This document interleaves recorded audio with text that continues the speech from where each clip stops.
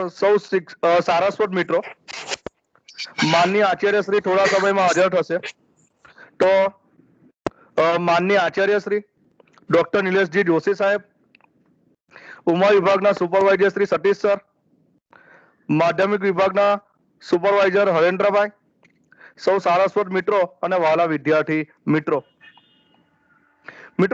આપના સાહેબને એક વિચાર આવ્યો કે યુએન તરફથી જુદા જુદા કાર્યક્રમો ઘોષિત કરવામાં આવ્યા છે. એ કાર્યક્રમો આપણે આપણા શિક્ષકો થકી કરાવીએ તો કેટલું સારું. અને એ વિચારને અંતે એક વિષય મને સુપ્રત કરવામાં આવ્યો છે, જેનું નામ છે international Year of Creative Economy for Sustainable development, એટલે કે સર્જનાત્મક અર્થતંત્ર માટે ટકાઉ વિકાસ માટેનું આંતરરાષ્ટ્રીય વર્ષ 2021. મિત્રો, સંયુક્ત રાષ્ટ્ર યુએનની સામાન્ય સભાએ વર્ષ 2019માં 74માં સત્ર દરમિયાન વર્ષ 2021ને ટકાઉ વિકાસ માટે સર્જનાત્મક અર્થતંત્રનું આંતરરાષ્ટ્રીય વર્ષ જાહેર કર્યું હતું. આ વર્ષ જાહેર કરવાનો મુખ્ય પ્રસ્તાવ ઓસ્ટ્રેલિયા, ચીન, ભારત, ઇન્ડોનેશિયા, મોંગોલિયા, ફિલિપાઇન્સ અને થાઇલેન્ડ વગેરે દેશોએ રજૂ કર્યો હતો. બીજી ખાસ બાબત કે આ વર્ષ જાહેર કરવાનો મુખ્ય ઉદ્દેશ ટકાઉ વિકાસના ક્ષેત્રો અને સર્જનાત્મક ઉદ્યોગોને ઉત્પાદન અને નિકાસમાં પ્રોત્સાહન આપી વિકાસશીલ અર્થતંત્ર ધરાવતા દેશોને ટેકો આપવાનો હતો. સંયુક્ત રાષ્ટ્ર યુએન દ્વારા સતત વિકાસના લક્ષ્યને પ્રાપ્ત કરવા 27 જૂનના રોજ સૂક્ષ્મ, લઘુ અને મધ્યમ ઉદ્યોગ દિવસ, જેને આપણે MSME ડે તરીકે ઓળખી શકીએ, ઉજવવામાં આવે છે, જેની વર્ષ 2020ની થીમ COVID-19 the great lockdown and its impact on small business છે. તાજેતરમાં જ આત્મનિર્ભર ભારત અભિયાન અંતર્ગત કેન્દ્રીય નાણામંત્રી નિર્મલા સીતારમણ દ્વારા સૂક્ષ્મ, લઘુ અને મધ્યમ ઉદ્યોગ MSME નું નવું માળખું પણ જાહેર કરવામાં આવ્યું છે, જે આ પ્રમાણે છે, જેમાં ઉત્પાદન અને સેવા ક્ષેત્રે સૂક્ષ્મ ઉદ્યોગ, લઘુ ઉદ્યોગ અને મધ્યમ ઉદ્યોગ એવા 3 વિભાગો પાડવામાં આવ્યા છે. સૂક્ષ્મ ઉદ્યોગ માટે રોકાણ ₹1 કરોડ સુધી, લઘુ ઉદ્યોગ માટે રોકાણ ₹10 કરોડ સુધી અને મધ્યમ ઉદ્યોગ માટે રોકાણ ₹20 કરોડ સુધી નક્કી કરવામાં આવ્યું છે. જ્યારે ટર્નઓવર અનુક્રમે સૂક્ષ્મ ઉદ્યોગ માટે 5 કરોડ, લઘુ ઉદ્યોગ માટે 50 કરોડ અને મધ્યમ ઉદ્યોગ માટે 100 કરોડ સુધી નક્કી કરવામાં આવ્યું છે. વિદ્યાર્થી મિત્રો, આ સાંસ્કૃતિક અને સર્જનાત્મક ઉદ્યોગો યુએસના $2250 અબજ મૂડીકરણ કરીને અને વૈશ્વિક સ્તરે 29.5 મિલિયન રોજગારી ઊભી કરીને અર્થવ્યવસ્થાના મુખ્ય ડ્રાઈવર બનશે. આર્થિક લાભો ઉપરાંત સાંસ્કૃતિક અને સર્જનાત્મક ઉદ્યોગો એ લોક કેન્દ્રિત મૂલ્ય, ટકાઉ શહેરી વિકાસ, સર્જનાત્મકતા અને સાંસ્કૃતિક વિકાસ અને 2030 એજન્ડાની ઉપલબ્ધિમાં ફાળો આપવા માટે પણ યોગ્યતા ધરાવે છે. સર્જનાત્મકતા અને સંસ્કૃતિમાં નોંધપાત્ર બિન નાણાકીય મૂલ્ય પણ છે, જે સમાવેશી સામાજિક વિકાસ, લોકો વચ્ચેનો સંવાદ અને સમજણમાં ફાળો આપે છે. સંસ્કૃતિ માનવ અને ટકાઉ વિકાસ માટે સક્ષમ છે. તે લોકોને પોતાના વિકાસની માલિકી લેવાનું સામર્થ્ય બતાવે છે, તેમજ માનવતા અને સર્જનાત્મકતાને ઉત્તેજિત કરે છે. વર્તમાન સમયમાં યુએન ટકાઉ વિકાસના લક્ષ્યો જેવા કે સ્થિરતા સાથે વિકાસ, ગરીબી, અસમાનતા, હવામાન પરિવર્તન એટલે કે ક્લાઇમેટ ચેન્જ, પર્યાવરણ અધોગતિ, શાંતિ અને ન્યાય સહિત વૈશ્વિક પડકારોને સંબોધન કરે છે. આપણા કેન્દ્રીય નાણાં અને વાણિજ્યિક બાબતોના મંત્રી શ્રીમતી નિર્મલા સીતારામણે આ જ બાબતને કેન્દ્રમાં રાખીને વર્ષ 2019-20નું આર્થિક સર્વેક્ષણ રજૂ કર્યું હતું, જેના મુખ્ય અંશો નીચે પ્રમાણે છે. પહેલી બાબત છે, વિશ્વ બેંકના મંતવ્ય મુજબ ભારતમાં નવી કંપનીઓના નિર્માણમાં નાટ્યાત્મક રીતે નાટ્યાત્મક રીતે વધારો થયો છે અને નવી કંપનીઓના સર્જનમાં ભારત ત્રીજો ક્રમ ધરાવે છે. વર્ષ 2006 થી 2014 દરમિયાન 3.8%ની તુલનામાં વર્ષ 2014 દરમિયાન નવી કંપનીઓનો વૃદ્ધિ દર એકંદરે 12.2% જેટલો જોવા મળ્યો છે. વર્ષ 2018માં અંદાજે 1.24 લાખ નવી કંપનીઓનું નિર્માણ થયું, જે 2014માં 70,000 કંપનીઓની તુલનામાં આશરે 80%નો વધારો દર્શાવે છે અને તેને કારણે જિલ્લાઓમાં તેમજ રાજ્યમાં મહત્તમ નોકરીઓનું સર્જન થશે એ માનવામાં આવે છે. હવે આટલો થઈ ઉદ્યોગોના વિકાસની વાતો. પણ મિત્રો, ઉદ્યોગોનો વિકાસ થાય છે તેને કારણે આપણા પર્યાવરણને કેટલું બધું નુકસાન વેઠવું પડે છે. ખાસ વાત તો એ ધ્યાનમાં લેવાની છે કે હાલમાં વિશ્વનો જે દરે ઝડપી આર્થિક વિકાસ થઈ રહ્યો છે તે આત્મઘાતક છે. આ વિકાસથી માનવ જાત જ ખતમ થઈ જાય તો પછી આ વિકાસ શા કામનો? આ વિકાસથી જંગી પ્રમાણમાં કાર્બન ડાયોક્સાઇડનું ઉત્સર્જન થાય છે, જે વૈશ્વિક તાપમાન એટલે કે ગ્લોબલ વોર્મિંગ અને વિનાશકારી અનિષ્ટોનું મૂળ છે. ભારત પણ વિશ્વના પ્રથમ પ્રદૂષણ ફેલાવતા 10 દેશોમાં ચોથું સ્થાન ધરાવે છે. કાર્બન ડાયોક્સાઇડનું ઉત્સર્જન કરતા દેશોમાં ચીન 601.8 crore ton, America 590.3 crore ton, Russia 170.4 crore ton, Bharat 129.3 crore ton અને જાપાન 124.7 કરોડ ટન નો સમાવેશ થાય છે. આમ ચીન વિશ્વમાં સૌથી વધુ કાર્બન ડાયોક્સાઇડનું વાર્ષિક ઉત્સર્જન કરે છે. આથી આપણે હાલની વિકાસની પદ્ધતિ, તેના અગ્રતા ક્રમો અને વ્યૂહરચનામાં આમૂલ પરિવર્તન કરવાની તાતી જરૂરિયાત જણાય છે. માનવીના અને સમગ્ર જીવસૃષ્ટિના સંરક્ષણ માટે પર્યાવરણનું સંરક્ષણ જરૂરી છે. તેમજ વિશ્વના દેશોએ આ પ્રકારની પર્યાવરણ સંરક્ષિત ઇકો ફ્રેન્ડલી વિકાસ પ્રથા અપનાવવાની પણ ખાસ જરૂર છે. આ પ્રકારના વિકાસથી પર્યાવરણ અને જૈવિક સૃષ્ટિનું સંરક્ષણ અને સંવર્ધન થાય, તેને આપણે પર્યાવરણ સંરક્ષિત વિકાસ કહીએ છીએ. મિત્રો, બીજા વિશ્વયુદ્ધ બાદ વિશ્વ શાંતિના હેતુ માટે સંયુક્ત રાષ્ટ્રો યુએનની સ્થાપના કરવામાં આવી હતી, જેમાં વિશ્વ શાંતિની સાથે સાથે તેઓએ અન્ય કેટલાક પ્રયાસો વિશ્વ કલ્યાણ અર્થે કરેલા છે. તેમાં વૈશ્વિક પર્યાવરણીય સંરક્ષણનો પણ સમાવેશ થાય છે. હવે વૈશ્વિક સ્તરે પર્યાવરણની સુરક્ષા માટે થયેલા પ્રયાસો જોઈએ તો સૌથી પહેલું 1972ની યુનાઇટેડ નેશન્સ કોન્ફરન્સ એન્વાયરમેન્ટ ને પરિણામે સંયુક્ત રાષ્ટ્ર પર્યાવરણ કાર્યક્રમની રચના થઈ. બીજું 1980માં International Union for Conservation of Nature એટલે કે IUCN દ્વારા વર્લ્ડ કન્ઝર્વેશન સ્ટ્રેટેજીનું પણ પ્રકાશન થયું. ત્યાર પછી ત્રીજું જોઈએ તો 1987માં World Commission on Environment and Development દ્વારા આપનું સહિયારું ભાવિ, તેના દ્વારા નિભાવપાત્ર વિકાસનો ખ્યાલ અસ્તિત્વમાં આવ્યો. ત્યાર પછી 1992માં બ્રાઝિલના પાટનગર રિયો ડી જાનેરો ખાતે પૃથ્વી પરિષદનું આયોજન પર્યાવરણની સુરક્ષા માટે કરવામાં આવ્યું હતું. 1997માં જાપાનના ક્યોટો શહેરમાં પર્યાવરણીય સંમેલન યોજાયું હતું અને 2007ના 3 થી 16 ડિસેમ્બર દરમિયાન સંયુક્ત રાષ્ટ્રોની અધ્યક્ષતામાં ઇન્ડોનેશિયાના બાલી ટાપુ પર ક્લાઇમેટ ચેન્જ સંમેલન યોજવામાં આવ્યું હતું. મિત્રો, ભારતની વાત કરીએ તો ભારતમાં ફેશન જગતે ગ્લોબલ વોર્મિંગને રોકવા માટે શરૂઆત કરી જ દીધી છે. આરંભ ભલે ચમચી વડે દરિયો ઉકેલવા જેવો હોય, પણ મહત્વનું એ છે કે આરંભ કરી દેવામાં આવ્યો છે. દાખલા તરીકે ભારતમાં એક મહત્વની કંપનીએ લેપટોપ બેગ્સનું ઉત્પાદન કાર્બન ન્યુટ્રલ બનાવવાના પગલાનો આરંભ કરી દીધો છે.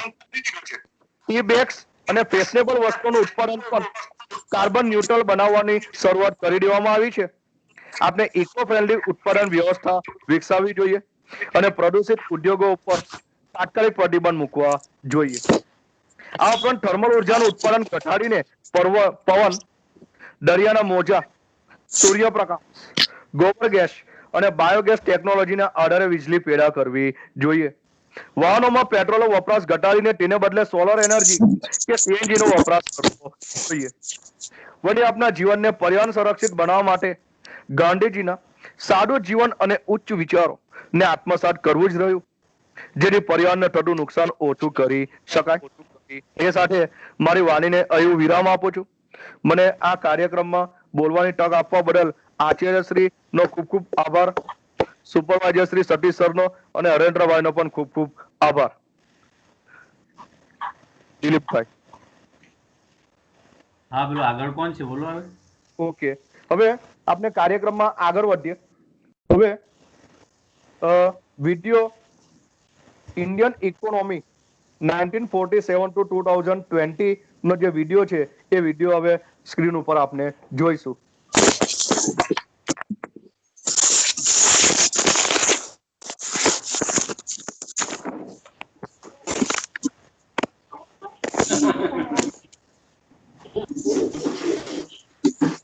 डॉक्टर क्या कौन डॉक्टर है બસ डॉक्टर है जैसे प्रियंका की आदत में मुझे खुशियां फाइनली फाइनली मेरी बात सच हुई कुछ मुझे क्या घर की सारी खुशियां निकल गई उसके आने से हमारी सारी खुशियां खत्म हो गई घर में आना तो मैंने बर्दाश्त कर लिया बर्दाश्त नहीं कर पा रही उसकी गलती हो गई और वो आज अपने घर में हक बना रही है ये तो बता चले आप मुझे बात बताइए आपकी बेटी हो ना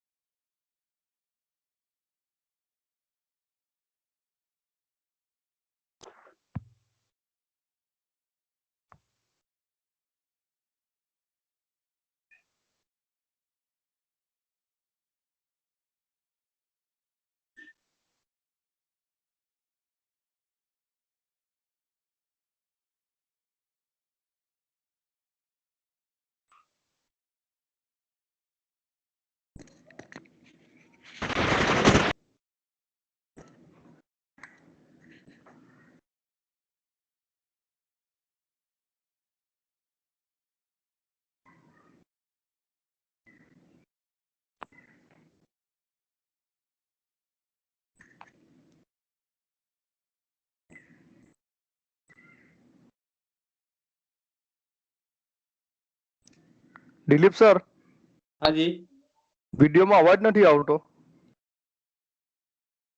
વિડીયોમાં અવાજ પાકિસ્તાન સાઉન્ડ તો ચાલુ જ છે. અવાજ નથી બિલકુલ આવતો. એક મિનિટ રીસ્ટ.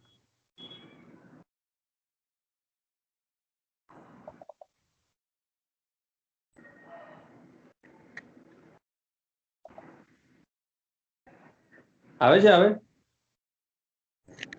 ના, અવાજ નથી આવતો.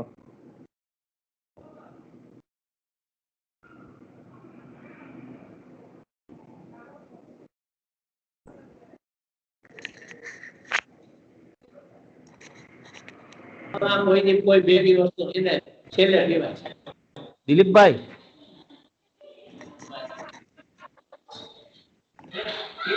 દિલીપભાઈ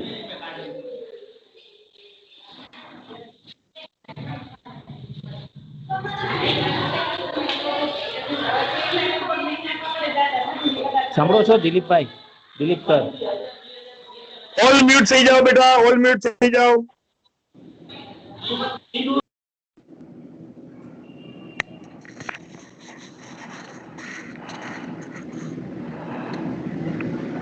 દિલીપ સર, અવાજ નથી આવતો.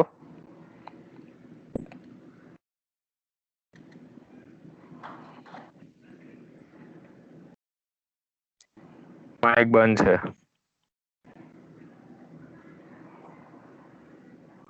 હેલો. હા, અવાજ નથી આવતો આ વિડીયોમાં દિલીપ સર. બાકી અહીંયાથી બધું ઓન જ છે. દિલીપભાઈ. હા બોલો સુધીરભાઈ. પેલા કોમ્પ્યુટરમાં પેલું કર્યું સિસ્ટમ સાઉન્ડ વાળું, આપણે જે પેલું ખબર છે સાઉન્ડ સિસ્ટમ? હા, સ્ટાર્ટિંગમાં કર્યું એ તો મેં. એડ સાઉન્ડ વાળું આવે છે બટન, ખબર છે? ઓન કર્યું છે? હા, એ કર્યું સ્ટાર્ટિંગમાં તો મને બતાવેલો.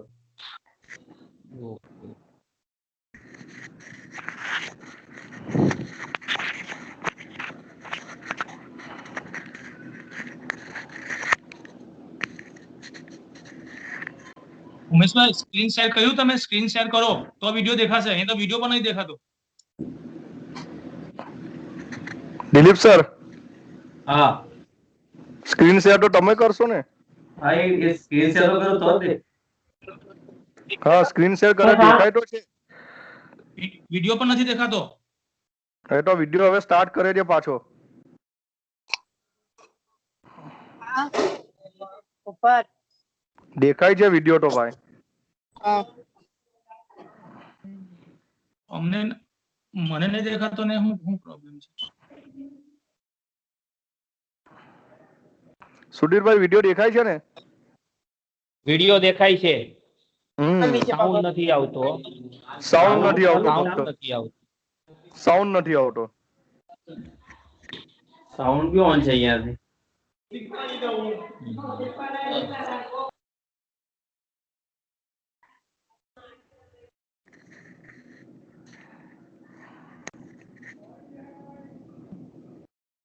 ઉમેશભાઈ આગળ વધો હવે. ઉમેશભાઈ ઓકે ઓકે, તો ચાલો આપણે કાર્યક્રમમાં દિલીપભાઈ પાછા મેઇન સ્ક્રીન પર આવી જઈએ. ઓકે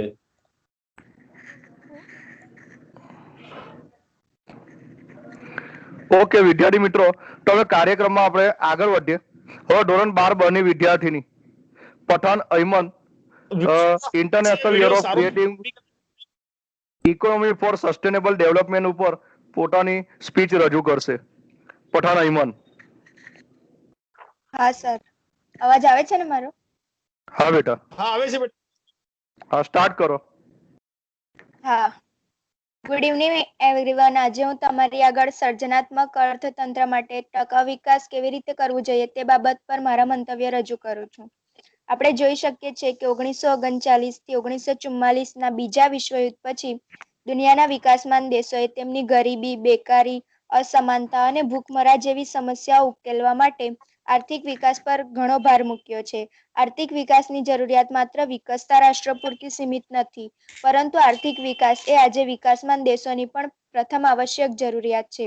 આર્થિક વિકાસ દેશની પ્રગતિ અને સ્થિતિ દર્શાવી શકે છે, પરંતુ તે સાચા અર્થમાં માનવ વિકાસની ચર્ચા કરી શકતું નથી, એટલે કે માનવીની પ્રગતિનું માપદંડ બની શકતું નથી. આપણે જોઈએ તો પ્રગતિ અને પ્રકૃતિ એટલે કે વિકાસ અને પર્યાવરણ એ એક સિક્કાની બે બાજુઓ છે.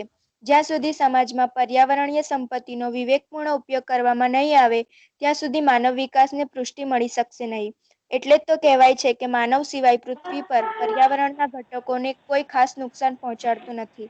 પર્યાવરણે જ માનવને આપ્યું છે અને કુદરતે બુદ્ધિની અમૂલ્ય ભેટ પણ માનવીને જ આપી છે.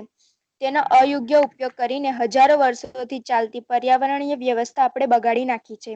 લીમડાનું એક પરિપક્વ વૃક્ષ 14 કલાકમાં 1 ટન જેટલો ભેજ વાતાવરણમાં છોડે છે, જે 10 એર કન્ડિશનર જેટલી ઠંડક પૂરી પાડે છે.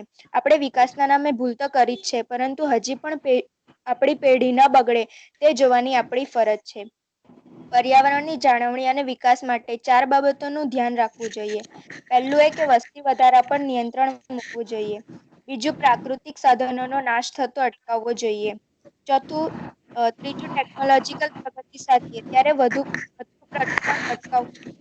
ચોથું, પર્યાવરણ પ્રત્યે લોકોમાં જાગૃતિ લાવવી જોઈએ.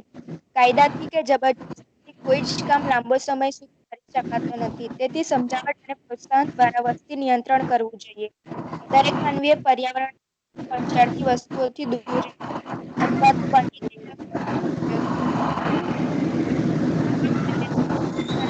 સાહેબ ઓલ મ્યુટ કરી દો ને. ઓકે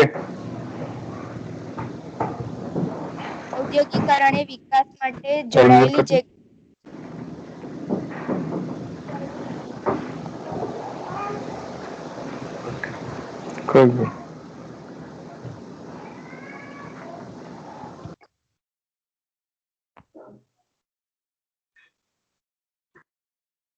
હા બેટા તું બોલ, તું ચાલુ રાખ. છોકરી તું ચાલુ રાખ બેટા. તારું માઇક ઓન કર, તારું માઇક ઓન કર બેટા. અયમન માઇક ઓન કર.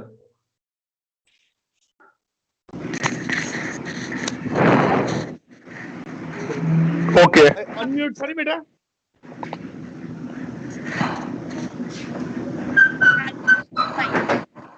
આવે છે, બોલ બોલ. ઔદ્યોગિકરણ એ વિકાસ સાથે જોડાયેલી એક ઘટના છે.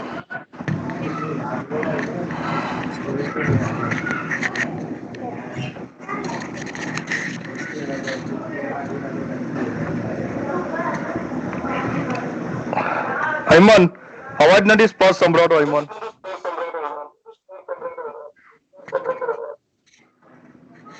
હવે સંભળાય છે? હા હા, બેટા, હવે હવે સંભળાય સંભળાય છે, છે. જરાક જોરથી બોલ. જોરથી બોલો, જોરથી. સંભળાય છે, તું બોલ હવે. હા. ઔદ્યોગિકરણ એ વિકાસ સાથે જોડાયેલી એક ઘટના છે. તેથી ઔદ્યોગિક શાબાશ. વિકાસ પર્યાવરણની લોકોમાં સમજ કેળવાય તે પણ જરૂરી છે. છેલ્લા 100 વર્ષમાં માનવીએ અનેક પ્રવૃત્તિઓમાંથી વાયુમંડળમાં 36 લાખ ટન અંગારવાયુ છોડ્યો છે, જેથી ઓક્સિજનમાં 24 લાખ ટનનો ઘટાડો થયો છે અને તેના કારણે જ ગ્રીન હાઉસ ઇફેક્ટ પણ સર્જાય છે. વિકાસ માટે જોઈએ દુષ્કાળ અને અતિવૃષ્ટિ પર્યાવરણની સંપત્તિની જાળવણી માટે નુકસાનકારક છે. ઉત્તર ગુજરાતમાં વારંવાર દુષ્કાળ પડે છે. તેની અસર માનવ પર જોવા મળે છે. બીજી બાજુ દક્ષિણ ગુજરાતમાં અતિવૃષ્ટિ થાય છે, જેનાથી ધોવાઈ જાય છે. સંશોધન અને પ્રદૂષણ જીવનનું સતત ખંડિત જેમ ઘરડા એક અંગ નકામું પર્યાવરણનું પણ થઈ રહ્યું. પર્યાવરણ અંગેની જંગલોની સાચવણીમાં મદદરૂપ બની ઋતુચક્રને જાળવી રાખે છે. કુદરતી સંપત્તિનો ખૂબ જ મર્યાદિત છે. કરકસર પૂર્વક એવું આયોજન અને સતત નવીન કરતા રહેવું જોઈએ. માનસિક શાંતિ પર્યાવરણમાં આપણે બાબતો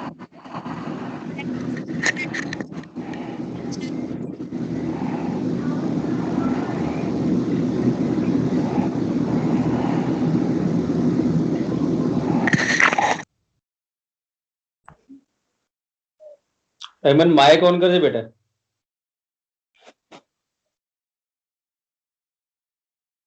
બોલું ઓકે, માઇક start. ઓન કર. ચાલુ જ છે. હા તો બોલ, હવે બોલ. પર્યાવરણ અંગેની સાચી સમજ જંગલોની સાચવણીમાં મદદરૂપ બની ઋતુચક્રને જાળવી રાખે છે. કુદરતી સંપત્તિનો જથ્થો ખૂબ જ મર્યાદિત છે, તેથી તેનો કરકસરપૂર્વક ઉપયોગ થાય તેવું આયોજન કરવું જોઈએ અને સતત નવીનીકરણ કરતા રહેવું જોઈએ. માનસિક શાંતિ પણ પર્યાવરણમાં આગવું મહત્વ ધરાવે છે. આપણે બીજા દેશોનું અનુકરણ તો કરીએ જ છીએ, પરંતુ કરવા જેવી બાબતોમાં કરતા નથી. જેમ કે ઓસ્ટ્રેલિયા જેવા દેશોમાં બિનજરૂરી હોર્ન વગાડવાની મનાઈ છે અને જો રસ્તામાં ચોકલેટનું ખાલી રેપર દેખાય તો 3 વર્ષનું બાળક પણ તે ઉચકીને કચરાપેટીમાં નાખી દે છે. પર આવી જાગૃતિ લાવવી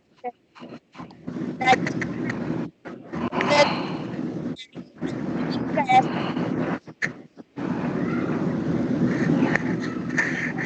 અવાજ તૂટે છે. હેમંત, એ ત્યાં એમના અવાજ ત્યાં તૂટે નેટવર્ક છે. ઇશ્યુ હોય ને એટલે એમના ત્યાં એક નેટવર્ક ઇશ્યુ હોય એટલે. બરાબર છે. Okay, continue. રાજ્ય સરકારે કુદરતી સંપત્તિની જાળવણી માટે વિવિધ પ્રયાસો કર્યા છે, પરંતુ આ ગતિ હજુ ઘણી ધીમી છે. રાજ્યની કુલ આવકના 5% પ્રદૂષણ નિયંત્રણ માટે વાપરવાના હતા, તેની સરખામણીએ ફક્ત 1% જેટલી જ રકમ તેની પાછળ ખર્ચાય છે. અંતમાં વિકાસનું લક્ષ્ય માનવલક્ષી અને પ્રકૃતિલક્ષી જ હોવું જોઈએ. મને મારી રજૂ કરવાનો ચાન્સ આપ્યો તેમનો ખૂબ ખૂબ આભાર અને આપ સૌએ મને શાંતિથી સાંભળી એ બદલ આપ સૌનો પણ આભાર. બરાબર છે. ખૂબ ખૂબ સરસ. ખૂબ સરસ, ખૂબ બહુ સરસ. ફાઇન. બહુ ફાઇન, બહુ દિલીપભાઈ, ફાઇન. પેલો આગલો વિડીયો હાજી, સેટ થતું હોય તો મૂકો ને, વોઇસ સાથે, વોલ્યુમ સાથે. બહુ આવું મસ્ત વિડીયો છે. હું ટ્રાય કરું, નેક્સ્ટ મોબાઈલથી એકવાર ટ્રાય ટ્રાય કરું કરીએ. છું. Sure sure. Hemant, very good. છોકરી બહુ ફાઇન તું બોલી હે બેટા. હા.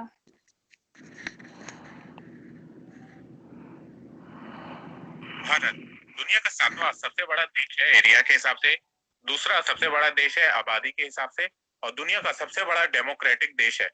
भारत एक न्यूक्लियर वेपन स्टेट है, रीजनल पावर है। दुनिया की दूसरी सबसे बड़ी आर्मी भारत की है और दुनिया का 5वां सबसे बड़ा डिफेंस बजट भारत का ही है। દેખાય છે पर વિડિયો? उसके बावजूद हाँ। आज भी भारत की भी भूखमरी, करप्शन, અવાજ પણ સંભળાય છે, ચાલુ રાખ. जैसी प्रॉब्लम मौजूद है। पर मेन बात यह है कि क्या ये प्रॉब्लम्स पहले के मुकाबले बढ़ी हैं या फिर कम हुई है।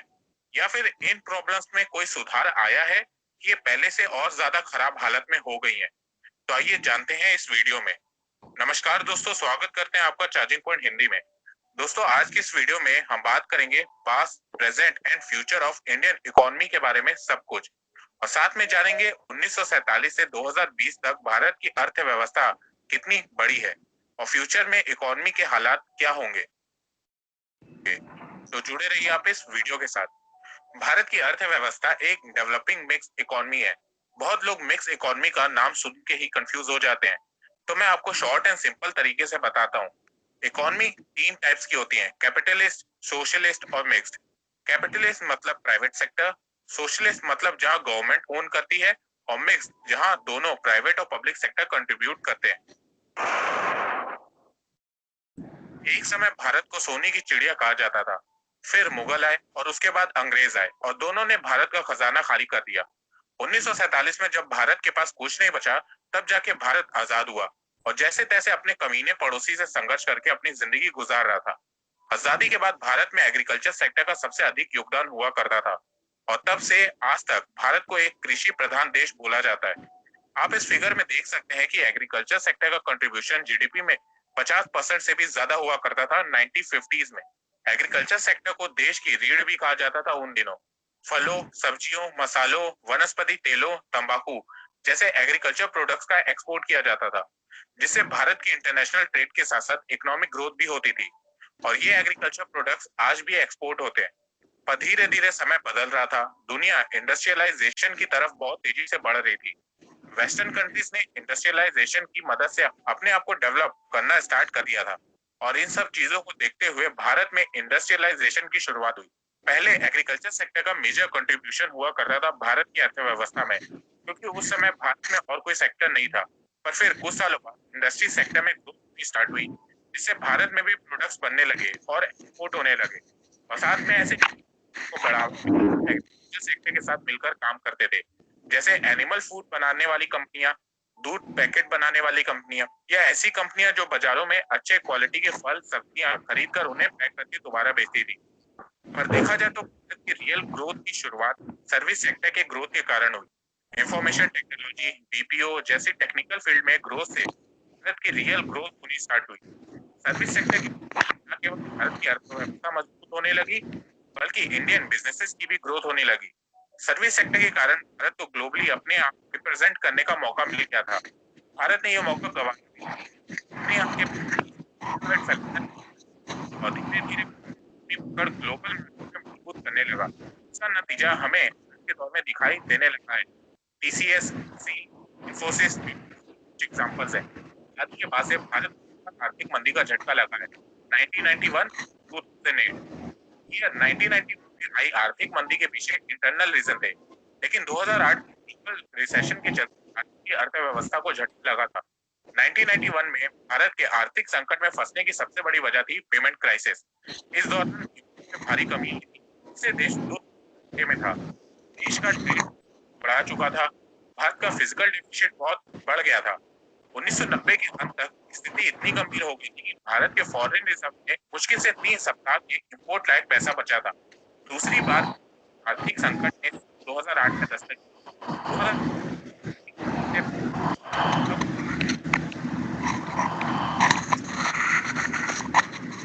2008 की मंदी के दौरान भारत का ट्रेड बाकी देशों के साथ काफी घट गया था, जिसके चलते भारत की ग्रोथ रेट भी गिर गई थी, और फिर अगले ही साल ये तेजी से बढ़ गई थी। और अब माना जाता है कि भारत में तीसरी बार आर्थिक मंदी दस्तक दी, और ये किस वजह से थी मुझे नहीं लगता है कि बताने की कोई जरूरत है, पर फिर भी बता ही देता हूँ, वरना लोग आजकल कुछ भी समझ लेते हैं। क्योंकि 2014 के बाद से सब कोई अर्थशास्त्री जो बन गए, तो वजह है और ये तीसरी बार आर्थिक मंदी आएगी भारत में। और ये मैं बार बार इसलिए बोल रहा हूँ क्योंकि बहुत से प्रोपेगेंडा कि भारत में पहली बार आई आर्थिक मंदी वगैरह वगैरह, और ज्ञानी बाबा लोग अजीब अजीब रीजन देंगे, तो वो आपको अपनी बातों से बेवकूफ आप ना पाए, इसलिए मैंने 2-3 बार बताना जरूरी समझा। 1947 अब तक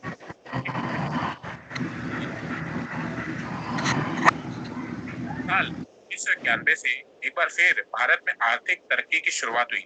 जब से लिबरलाइजेशन और आर्थिक सुधार की नीति लागू की गई, फिर बीच में रास्ते से भटक गया या फिर कहे जानबूझ के भटकाया जा रहा था। और फिर वो समय आता है जिसका भारत के हर नागरिक को इंतजार था। साल था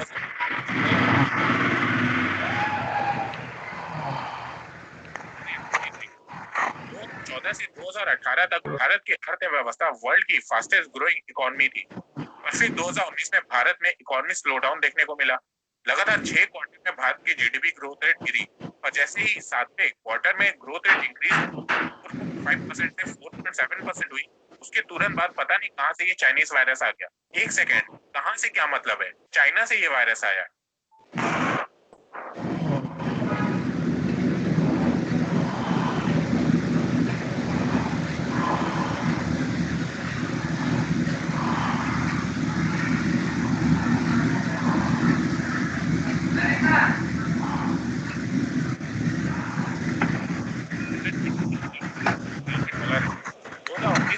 जीडीपी ग्रोथ रेट 5% थी। 2020-21 में जीडीपी ग्रोथ रेट 1.9% प्रेडिक्ट की गई है। जीडीपी ग्रोथ रेट 7.4% प्रेडिक्ट की गई। जीडीपी पर कैपिटा $9,027 है 2020 में। जीडीपी बाय सेक्टर की बात करें तो एग्रीकल्चर सेक्टर 15.4% है, इंडस्ट्री सेक्टर 23% है और सर्विस सेक्टर 61.5% है। पॉवर्टी की बात करें तो बीते 10 सालों में भारत में गरीबी कम हुई है। यूनाइटेड नेशन पॉवर्टी इंडेक्स दिया गया है कि बीते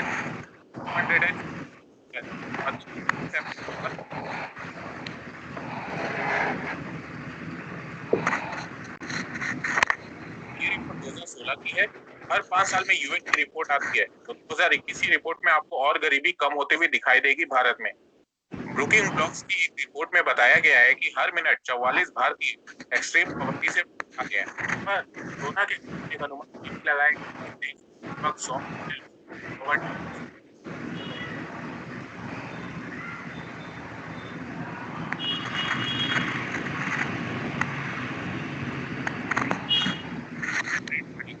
centre for monitoring Indian economy CMIE ने प्रेडिक्ट किया है कि कोरोना वायरस के चलते भारत की अनएम्प्लॉयमेंट रेट 27.1% हो सकती है। लगभग 121.5 मिलियन लोगों की नौकरियां जाएंगी और अब ये धीरे धीरे दिखने भी लगा है। तो जैसे जैसे अनएम्प्लॉयमेंट बढ़ेगी वैसे वैसे भारत में गरीबी भी बढ़ेगी। और अब ये दिखना है कि इंडियन गवर्नमेंट क्या एक्शन लेती है इन सिचुएशंस से निपटने के लिए। फॉरेन रिजर्व $480 बिलियन है 1 मई 2020 तक। Ease of doing business Bharat की 2020 से रही है। एक्सपोर्ट 2020 में भारत $340 बिलियन था।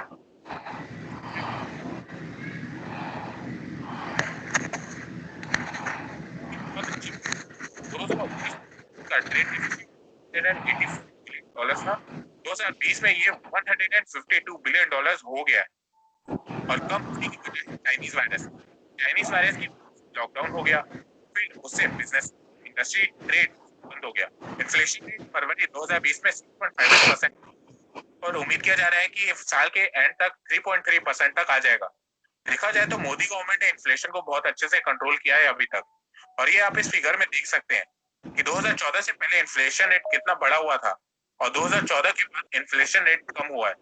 अब कुछ लोग यहाँ पे प्याज टमाटर के दाम पर ज्ञान देंगे तो उनसे ये बोलना चाहता हूँ कि सीजनल फूड आइटम पे इन्फ्लेशन रेट बेस्ड नहीं होता और वो इसी साल अगर फूड आइटम ज्यादा हो तो प्राइस और अगर किसी प्रोडक्शन कम बढ़ेगा। इंडियन इकोनॉमी के फ्यूचर की बात करें तो जीडीपी के नंबर नरेंद्र मोदी सरकार के लिए बड़ी चुनौती है और वो इसलिए क्योंकि मोदी सरकार ने अपने 5 साल के दूसरे कार्यकाल में $5 ट्रिलियन इकोनॉमी का टारगेट सेट किया है। एक्सपर्ट मानना है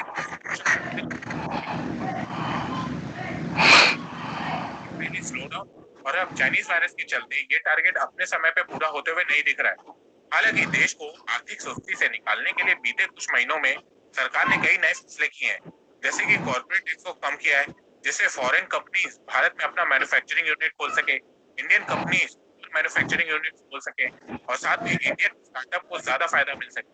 वही नए निवेश के लिए भी बहुत सेक्टर इंफ्रास्ट्रक्चर सेक्टर की आर्थिक सुस्ती को दूर करने के लिए सरकार की ओर से कई बड़े ऐलान भी किए गए हैं। पर कोरोना एक बहुत बड़ा संकट बनकर सामने आया है, सिर्फ भारत के लिए नहीं, दुनिया भर के देशों के लिए। कोरोना वायरस की वजह से बहुत सी कंपनियां चाइनीज से अपना मैन्युफैक्चरिंग यूनिट शिफ्ट करना चाहती हैं, तो इस मौके का फायदा भारत को जितना हो सके उठाना चाहिए। उन सारी कंपनी करनी चाहिए जो मैन्युफैक्चरिंग यूनिट शिफ्ट और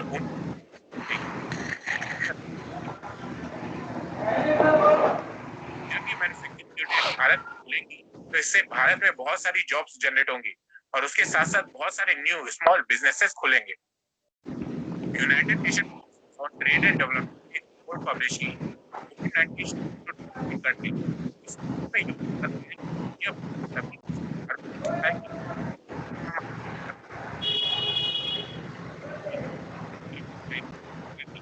मतलब ये है कि भारत और चाइना की भी जीडीपी गिरेगी, नुकसान नहीं होगा जितना ये मैं आपको चाइनीज इकोनॉमी के वीडियो में बताऊं। भारत में इसका इम्पैक्ट इसलिए ज्यादा देखने को नहीं मिलेगा क्योंकि भारत एक कंजप्शन बेस्ड इकोनॉमी है, एक्सपोर्ट बेस्ड नहीं। भारत इतना बड़ा मार्केट है कि सब कुछ कंज्यूम हो जाता है, इसलिए भारत की ग्रो करता है।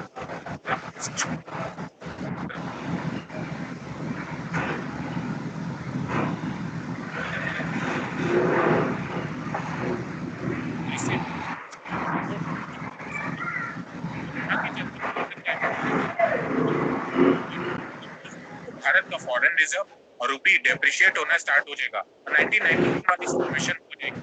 तो जितना हो सके हमें स्वदेशी सामान को खरीदना होगा और सरकार को भी अपने इंपोर्ट्स पे कंट्रोल करना होगा, तभी हमारे देश की अर्थव्यवस्था कर पाएगी।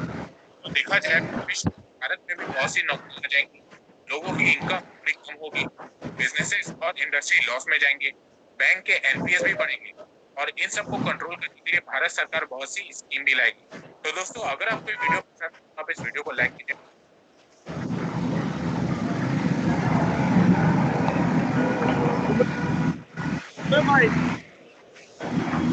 હા સર, ફાઇન વિડિયો હતો.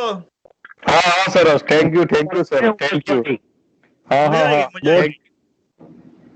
સરસ સરસ. અમારે માટે તો ઇકોનોમિક્સ એકદમ જાદુ જેવું લાગે છે અત્યારે આ વાત સાંભળીને.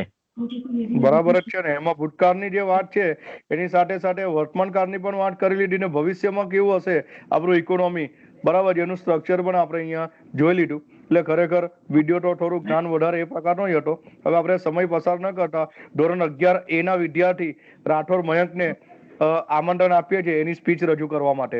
મયંક હાજર છે ને બેટા? રાઠોડ મયંક. હા યસ સર. હા ચલો ચાલુ કરો સ્પીચ તમારી મિત્ર.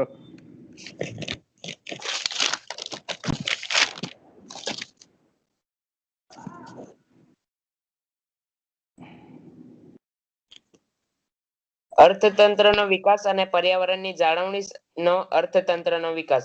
સૌપ્રથમ તો આપણે અર્થતંત્રના વિકાસની વાત કરીએ તો ભારતના અર્થવ્યવસ્થામાં સૌથી વધુ યોગદાન કૃષિ ક્ષેત્રનું છે. ભારતની અર્થવ્યવસ્થામાં બધાથી અધિક મહત્વ કૃષિ ક્ષેત્રને એક મહત્વની ભૂમિકા ભજવે છે. ભારતમાં વ્યવસાયિક અભ્યાસથી લગભગ 7% કિસાનો અને અન્ય કૃષિ ક્ષેત્રો દ્વારા કવર કરી લેવામાં આવે છે. દુનિયાના અન્ય બધાથી મજબૂત અને મોટી અર્થવ્યવસ્થાઓમાં ભારતીય અર્થવ્યવસ્થા 7મા સ્થાન પર છે.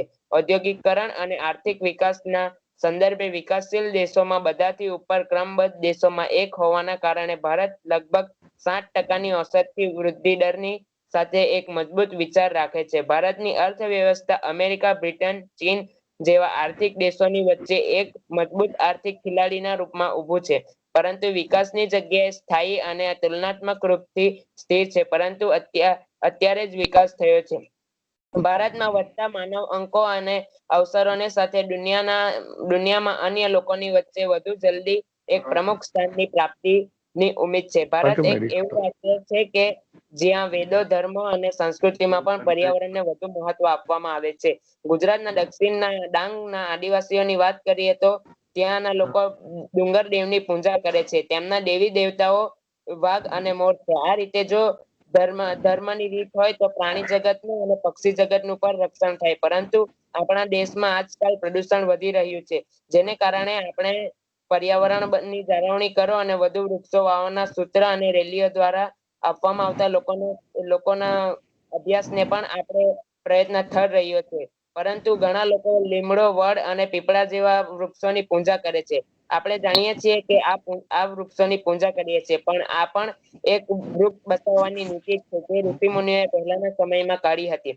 આમ વધુ વૃક્ષો હોવાને કારણે કાર્બન ડાયોક્સાઇડ વાયુ શોષી લે છે. આમ જો વૃક્ષો ઘટી જવા મળે તો કાર્બન ડાયોક્સાઇડ વાયુ શોષાતો નથી અને તેને કારણે સૂર્યના પરાબેનફિક કિરણોનું જે પડ છે ઓઝોનનું, તેમાં ગાબડું પડે છે અને સૂર્યના સીધા કિરણો પૃથ્વી પર પડે છે, જેને કારણે માનવજાત અને પ્રાણી જગતને પણ નુકસાન થઈ શકે છે.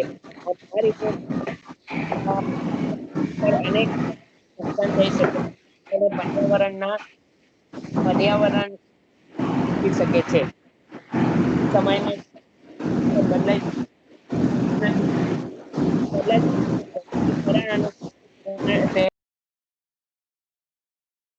મયંક તારું માઇક ઓન કરજે બેટા. અનેક વિપરીત અસર પડી છે. પર્યાવરણીય અર્થશાસ્ત્ર અંતર્ગત વ્યાપારિક પેઢીની એવી ક્રિયાઓના અભ્યાસ કરવામાં આવે છે કે જે ક્રિયાઓ અન્ય લોકો પર નુકસાનકારક પ્રભાવ પડતી હોય. વિકાસની આંધળી વાયુ પ્રદૂષણો શહેરને ભૂંગળી દીધું છે. વાહનોના બળતણ, ઔદ્યોગિક એકમોમાં વપરાતા અનેક પ્રકારના ગેસ તેમજ વન કચરાના યોગ્ય નિકાલના તેનાથી ઉત્પન્ન થતા બીમારીઓ ઘર કરી શકે છે. પર્યાવરણ પ્રત્યે આપણે જાગૃત ના બન્યા અને તેનું જગત નહીં કરીએ તો જીવન માત્રનું જીવન બની જશે. એટલે અર્થતંત્રમાં તો શું પણ વિશ્વમાં આજે પર્યાવરણનો પ્રશ્ન ચર્ચાઈ રહ્યો છે. આ રીતે જે દેશો સમૃદ્ધ કિનારે આવેલા છે તે દેશો હતાશ છે. આવા દેશોને પર્યાવરણના ફેરફારનો સામનો કરવા માટે તાત્કાલિક આર્થિક સહાયની જરૂર છે, કારણ કે તેમના માટે આ જીવન મરણનો પ્રશ્ન છે. પર્યાવરણના અર્થતંત્રનો અર્થ સામાન્ય અર્થતંત્રનો અમર્યાદિત ગતિ અને માટેના અછત ધરાવતા ઉપયોગ થઈ શકે છે. ઉપયોગ માટેના તંત્રમાં રાખે છે. સાધનોના કરકસરયુક્ત માટેના પર્યાવરણ અર્થનો અર્થ આપવાનો પ્રયાસ કર્યો છે. પર્યાવરણનું અર્થશાસ્ત્ર એ કુદરતનું અર્થશાસ્ત્ર છે, એવું નીલ સ્મિથે કહ્યું છે. પર્યાવરણનું અર્થશાસ્ત્ર એટલે પર્યાવરણીય સંસાધનોનો ઉપયોગ અને વ્યવસ્થાપન સી રીતે થાય છે તેના અભ્યાસ માટે અર્થશાસ્ત્રીય સિદ્ધાંતો આપે છે. જે બાબતે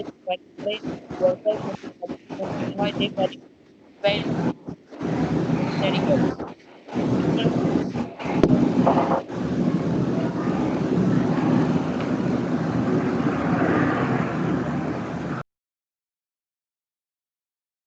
મયંક માઇક ઓન કરજે.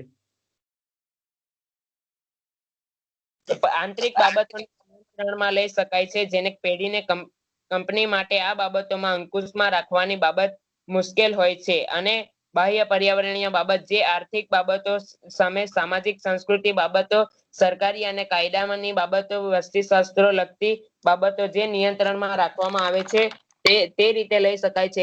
એવી બાબતો છે ઉદ્યોગના ઉત્પાદન દરમિયાન જે વ્યય કરવામાં આવે છે તે દર્શાવવા માટે ઉપરાંતના ખર્ચાઓને બાહ્ય ખર્ચ કહેવામાં આવે છે. પર્યાવરણના અર્થશાસ્ત્રમાં પર્યાવરણને આર્થિક સિદ્ધાંતો, પ્રશ્નો, પદ્ધતિઓ સાથે સમન્વય કરવામાં આવે છે. પર્યાવરણ આર્થિક અભિગમ પ્રમાણે અભ્યાસ કરવામાં આવે છે. અર્થશાસ્ત્રની વ્યાખ્યા મુજબ સાધનોની અછત અને તેના વૈકલ્પિક ઉપયોગોને કારણે પસંદગીનો પ્રશ્ન ઉદ્ભવે છે. આર્થિક વિકાસની પર્યાવરણ પરની અસરોની વાત કરીએ તો અર્થશાસ્ત્રમાં આર્થિક નિર્ણયો લેતા વખતે કેટલીક બાબતો ધ્યાનમાં રાખવાની જરૂરી છે. બજાર તંત્ર હંમેશા નફો પ્રેરિત હોય છે, પરંતુ આ બાબત રાજ્ય દરમિયાન ગીરીમાં કરે એ અનિવાર્ય છે.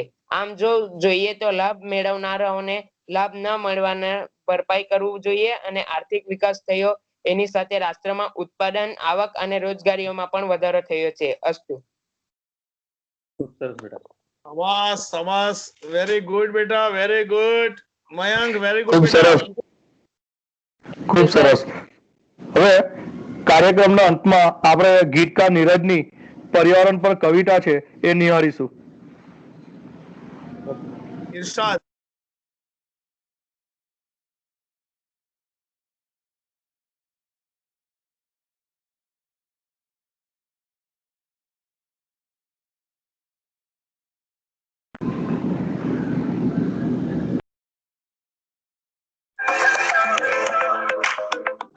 अगर आपको हमारा वीडियो पसंद आया तो लाइक करें, हमारी चैनल को सब्सक्राइब करें एवं बेल आइकन को दबाना न भूलें। मेरा दिल भी रोता है, दर्द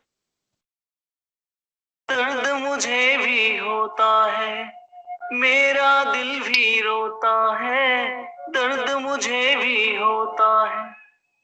अब थोड़ी मुझ पर दया कर, बहुत कम बचे हम बिरछ धरा पर। अब टुकड़ों में मत बांट मुझे, अब रहने दे मत काट मुझे, अब रहने दे मत काट मुझे। हरे हैं वन उपवन जब तक, सुरक्षित है जीवन तब तक। हवा विषैली हो रही, अब रुद्ध हो रही सांस तुम्हारी। बढ़ रहा है ताप धरा का, पिघल रही हिम नदियां सारी।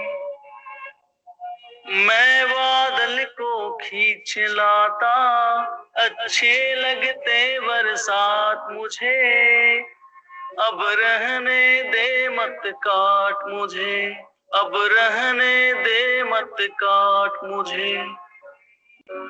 वृक्ष बिना जीवन सूना है, सूना है हर घर आंगन। वृक्ष बिना जीवन सूना है, सूना है हर घर आंगन। मैं जहरीली हवा पीकर तुम्हें शुद्ध हवा देता हूँ, देता हूँ छाया अपनी, फल फूल से भरता हूँ दामन। क्या समझ आई मेरी बात तुझे, अब रहने दे मत काट मुझे, अब रहने दे मत काट मुझे, अब रहने दे मत काट मुझे।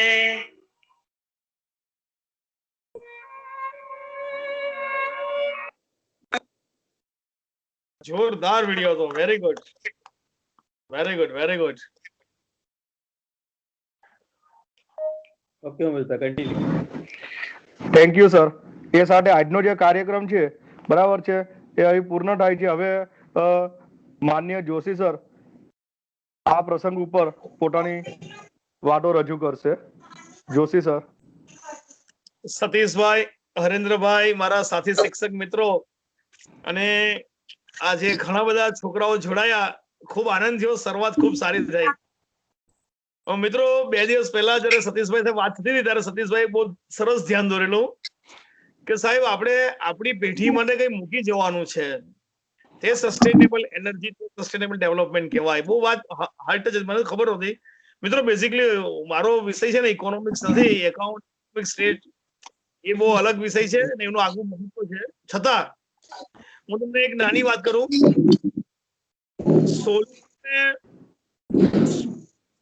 ક્લાઇવ લોઈડે એક ડાયરી લખેલી જેને પ્લાસીનું યુદ્ધ પછી થયેલું, પેલા એને ડાયરી લખેલી. તો પવિત્રા 50 વર્ષ પછી ડાયરી લખી. ડાયરીમાં લખ્યું કે આખા ઇંગ્લેન્ડની બધી સંપત્તિ ભેગી કરો એટલી સંપત્તિ બંગાળના કલકત્તાના ફક્ત 3 વેપારી પાસે છે. આ આપણી સમૃદ્ધિ હતી. એમ કહેવાય છે 25% ગ્રોથ રેટ હતો આપણો. અત્યારની વાત કરું, હાલમાં અમેરિકાએ પોલિસી કરેલી છે કે જો ભારતને કંટ્રોલ કરવામાં નહીં આવે તો 2030માં ચીન કરતા પણ આગળ નીકળી જશે. આ વાત ભાઈ ઉમેશે વિડીયો બતાવ્યો કે પાસ્ટ, પ્રેઝન્ટ અને ફ્યુચર, એમાં આપણું ફ્યુચર બ્રાઇટ છે. મિત્રો ખાસ કરીને આ કાર્યક્રમથી એક વસ્તુ જાણવા મળી આપણને કે જો સાથે કૃષ્ણ ભગવાનના જમાનામાં પ્લાસ્ટિક શોધાયેલું હતે તો અત્યારે પગ મૂકવાની જગ્યા ન હતી, એવી હાલત હતી. એ લોકોએ કાળજી રાખી, એ લોકો એવી રીતે જીવા. ઉદાહરણ બતાવ્યું, એક ઇકોનોમીનું આપણું મોડેલ પૂરું પાડ્યું. મિત્રો આભાર.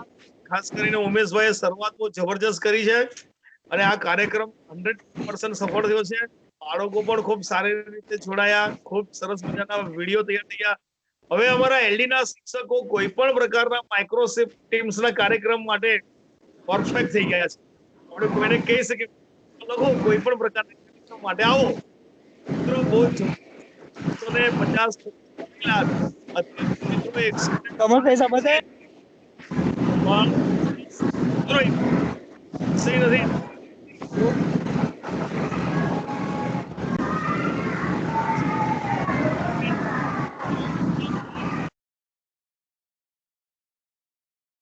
માઇક ઓન કરજો સર. હાજી હાજી. અને ખાસ કરીને દિલીપભાઈ અને એમને ખૂબ સારી રીતે સંકલન કર્યું. ખૂબ સરસ. ચલો મિત્રો, જય શ્રી કૃષ્ણ. ઓકે ઓકે મિત્રો, ઝડપથી છૂટા પડીએ. જય શ્રી કૃષ્ણ સર. જય શ્રી કૃષ્ણ. હા, જય શ્રી કૃષ્ણ સાહેબ. ઉમેશભાઈ બહુ સરસ. જોશી સર જય શ્રી કૃષ્ણ. સતીશભાઈ, જેકે સાહેબ, રાજુભાઈ, દિલીપભાઈ, જય શ્રી કૃષ્ણ બધાને સાહેબ. જય શ્રી કૃષ્ણ. જય શ્રી જય શ્રી કૃષ્ણ. કૃષ્ણ. ખૂબ સરસ જે રાણા પણ સાહેબ. હાજર છે બધાને હા, થેન્ક યુ જય શ્રી કૃષ્ણ. જયેશભાઈ. રાણા સાહેબ બહુ જોરદાર. હા, થેન્ક યુ થેન્ક યુ. બધા એક એક થી ચડિયાતું પ્રોગ્રામ થતો જાય છે, એટલે બધાને કંઈક તો કંઈક સારું કરવાની ઈચ્છા થતી જાયલી. હા હા હા હા. દિલીપભાઈ ને જેકે સાહેબે સ્ટાર્ટ કર્યું છે શરૂઆત, ને હવે બધા એક એક થી ચડિયાતું પ્રોગ્રામ ચાલુ થવા માંડ્યા છે ભાઈ. હા, બરાબર છે. Thank you. જય શ્રી કૃષ્ણ પ્રેમલ સર. શ્રી કૃષ્ણ. ના સાહેબ, ખરેખર બધા એક એક થી ચડિયાતી નવું નવું કંઈક એડ થતું જ જાય છે દર વખતે. મને તો આજે ઇકોનોમિક્સ નું આટલું બધું તો પહેલી વખત જોયું. સાચું કહું ને, મને ઇકોનોમિક્સ નું સુધીરભાઈ ને ખબર હશે, હું વાત કરું છું. ઇકોનોમિક્સ ની બહુ ઓછી જાણકારી આના વિશે, આટલું બધું નથી ખબર. ને સરે બી કીધું ને, સાયન્સ વાળાને તો આ ખબર જ નહીં પડે. સાચું કેવું તો.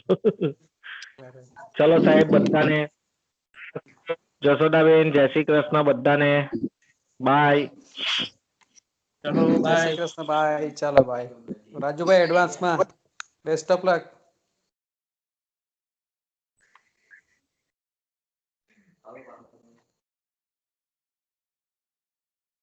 ચાલ